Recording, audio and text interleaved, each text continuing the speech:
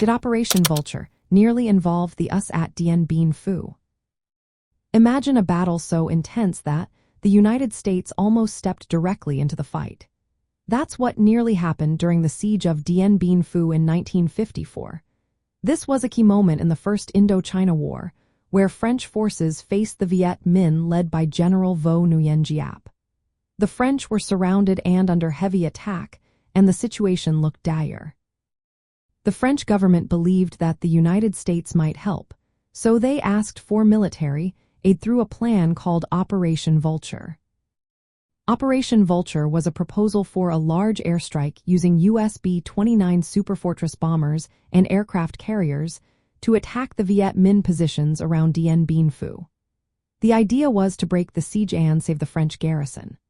Some top U.S. military leaders, like Admiral Arthur Radford, supported the idea because they saw it as a way to stop the spread of communism in Southeast Asia. However, the broader U.S. government, including President Dwight Eisenhower's administration and the State Department, did not agree. They were worried about escalating the conflict and provoking China or the Soviet Union. The U.S. was trying to avoid a wider war, especially since the Cold War tensions were high. The Joint Chiefs of Staff, who advised the president on military matters, rejected the plan for direct airstrikes. The State Department also refused to approve it officially. Even though the U.S. did not carry out Operation Vulture openly, some covert help was given. The CIA secretly managed the deployment of American pilots and aircraft. These pilots flew supply and combat missions using B-26 bombers and transport planes, often disguised as civilian or third-party flights. 2 American pilots lost their lives during the siege, but this covert support was kept quiet for many years. The decision not to launch Operation Vulture reflected the complicated U.S. stance at the time.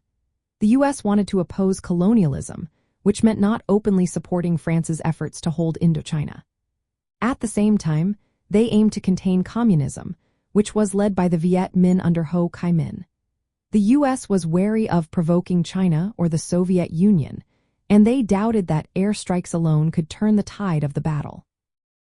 In the end, the French lost at Dien Bien Phu, and the battle led to the Geneva Conference. This event reshaped the region's future, setting the stage for more American involvement in Vietnam. So, while Operation Vulture almost brought the U.S. into direct combat, it was never fully approved or executed. Instead, the U.S. stayed on the sidelines, providing covert support and watching as history was made.